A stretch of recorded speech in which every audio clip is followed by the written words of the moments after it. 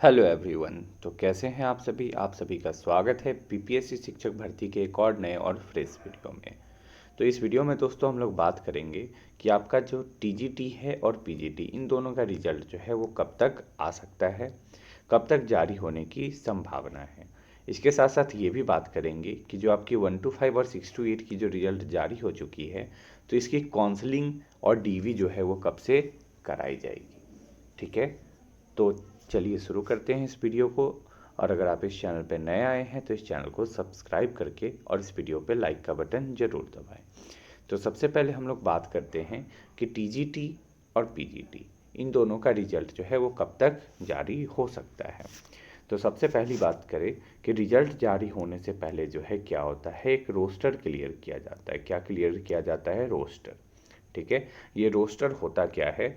तो रोस्टर ये होता है कि प्रत्येक ज़िले में और प्रत्येक ब्लॉक में कितने स्कूल में जो है रिक्तियाँ खाली हैं, उसको वापस से एक बार मिलान किया जाता है कि हाँ इतने नंबर ऑफ़ सीट्स खाली हैं, उसके अकॉर्डिंग जो है रिजल्ट को जारी किया जाता है। ठीक है, अब अनुमान ये लगा सकते हैं, ये ऐसा किया जा रहा है कि जो आपका रोस्टर है वो 25 से लेकर 30 नवंबर के बीच क्लियर हो जाएगा। कब से? 25 से लेकर 30 नवंबर के बीच ऐसा उम्मीद है कि आपका क्लियर हो जाएगा।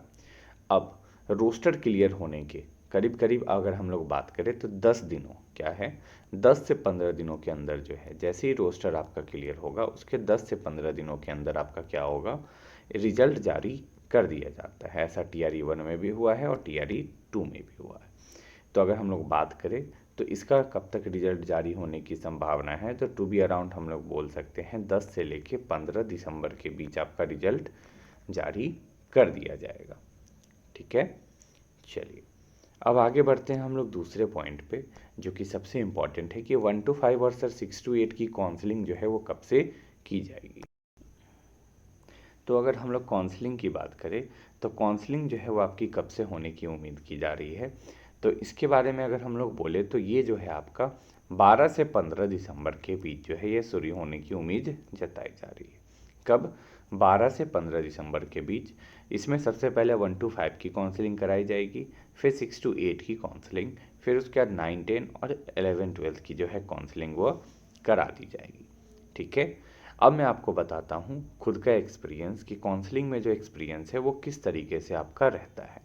ठीक है, तो काउंसलिंग का जो टाइमिंग है वो कभी कभी वो रिजल्ट के ऊपर भी डिपेंड करता है। होता क्या है, जब टीआरई 1 की बात मैं आपको बताता हूँ तो टीआरई 1 में जो है रिजल्ट के 2 दिनों के बाद जो है काउंसलिंग का डेट आ गया था। बस 2 दिनों के बाद जो है काउंसलिंग की डेट आ गई थी। बट टीआरई 2 के केस में ऐसा नहीं हुआ था। टीआरई 2 के केस में जो है रिजल्ट आने के करीब करीब जो है आपके 10 से 15 दिनों के बाद जो है काउंसलिंग की शेड्यूल जो है वो जारी की गई थी। ऐसा मैं इसलिए बता पा रहा हूँ क्योंकि टीआरई 1 में भी मेरी काउंसलिंग मैंने करवाया था और साथ ही साथ टीआरई 2 में भी जो है मेरा काउंसलिंग हुआ है। ठीक है, अब अगर हम लोग बात करें कि जब आपकी काउंसलिंग और डीवी जो है वहाँ हो जाएगी उसके बाद आपके साथ क्या होगा, तो देखिए इसके बाद जो है 2 चीज़ें होती हैं। सबसे पहली चीज़ें ये होती हैं, जैसे ही आपकी डीवी कंप्लीट हो जाएंगी तो सबसे पहली चीज़ें होंगी, आपको ब्लॉक से टैग किया जाएगा। इट मीन्स जो भी ज़िला आपको अलॉट हुआ है उस ज़िला के ब्लॉक के बीआरसी में जो है आपको वहाँ टैग किया जाएगा। ठीक है, और इस ब्लॉक से जो है आपको किसी स्कूल में, क्या है, किसी स्कूल में आपको ट्रेनिंग के लिए भेजा जाएगा। ट्रेनिंग एज लाइक क्या होता है कि आप इस स्कूल में जाओगे और वहाँ के तौर तरीके और वहाँ पे आप पढ़ाओगे। ठीक है, दूसरा ये होता है कि डीवी के बाद डायरेक्ट डीवी से ही आपको जो है वो कहाँ भेज दिया जाता है, तो मैं आपको बताता हूँ। डीवी से डायरेक्ट आपको भेज दिया जाता है 14 दिन के इंडक्शन ट्रेनिंग के लिए। 14 डेज जो है वो इंडक्शन ट्रेनिंग कराया जाता है। ठीक है, ये सभी के लिए है जो पहली बार ज्वाइन कर रहे हैं उन सभी के लिए है। मेरा टीआरई 1 में इंडक्शन ट्रेनिंग 14 डेज हुआ था, बट टीआरई 2 में नहीं, क्योंकि मैं पहले से ही जो है मेरा हो चुका था 14 दिन का टीआरई 1 का, इसीलिए 2 में नहीं कराया गया था। ये जो 14 दिन का इंडक्शन ट्रेनिंग है ये आपके डीवी के तुरंत बाद भी भेजा जा सकता है। ठीक है, और ये बाद में भी भेजा जा सकता है। ऐसा नहीं है कि अगर आप अभी नहीं गए 14 दिनों के ट्रेनिंग में तो हो सकता है कि जो बीआरसी में अभी टैग हैं उनको भेज दिया जाएगा इंडक्शन ट्रेनिंग में, और आप जो इंडक्शन ट्रेनिंग से आए हैं आपको भेज दिया जाएगा बीआरसी टैग करके। ऐसा टीआरई 1 के केस में तो नहीं हुआ था, लेकिन टीआरई 2 के केस में हुआ था। अब टीआरई 2 के केस में क्या हुआ था मैं आपको ये भी बता देता हूँ। टीआरई 2 में क्या था, ट्रेनिंग के जो आपके ट्रेनिंग था इंडक्शन ट्रेनिंग, उस इंडक्शन ट्रेनिंग और साथ ही साथ जो ज्वाइनिंग का जो स्कूल अलॉटमेंट हुआ था, इन दोनों के बीच जो है टाइमिंग बहुत ज़्यादा हो गई थी। ठीक है, इस वजह से क्या हुआ था कि जो इंडक्शन ट्रेनिंग किए थे उनको भेज दिया गया ब्लॉक में, बीआरसी में टैग कर दिया गया, और जो बीआरसी में टैग थे उनको 14 दिनों का ट्रेनिंग करा दिया गया।